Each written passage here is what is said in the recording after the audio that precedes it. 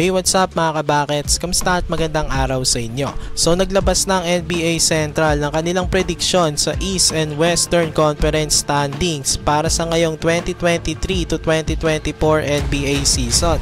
Sa East nga, inaasahan nga nila na ang magiging top seed ay ang Boston Celtics na may bagong point guard at big man na sila Jrue Holiday at Kristaps Porzingis. Inaasahan nga nila na mananalo ang Celtics ng 54.3 wins nitong upcoming season.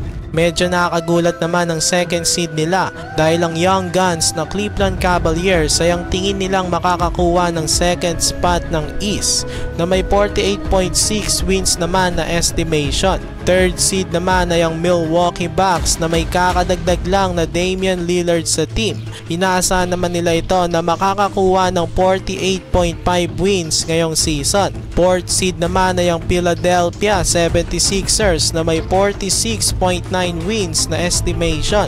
Fifth seed naman ay ang New York Knicks with 44.6 wins. Sixth seed ay ang Atlanta Hawks with 43.8 wins. Habang 7th seed lamang nila ang defending Eastern Conference champs na Miami Heat at inaasahan lamang nila na mananalo lamang ito ng 42.7 wins. At ang 8th seed naman nila sa Eastern Conference ay ang Toronto Raptors with 42.7 wins.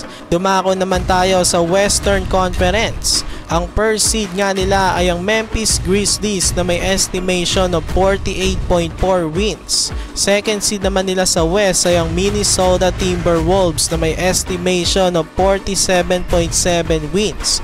Medyo nakakagulat ito dahil matatandaan nating 8 seed lamang ito last season ng Timberwolves. Naungusan pa nila ang first seed last year na tumalo sa kanila sa first round na Denver Nuggets na pangatlo lamang sa standings ngayon ayon sa prediction ng NBA Central. Ang Nuggets ay inaasahan naman na mananalo ng 46.4 wins.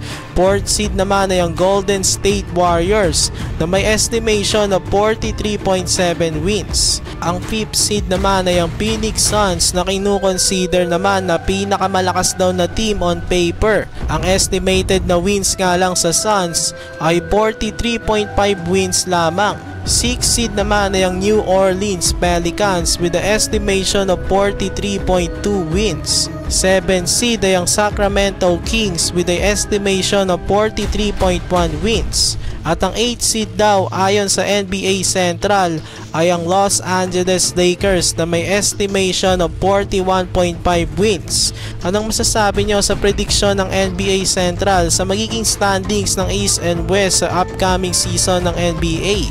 Agree ba kayo mga kabakets?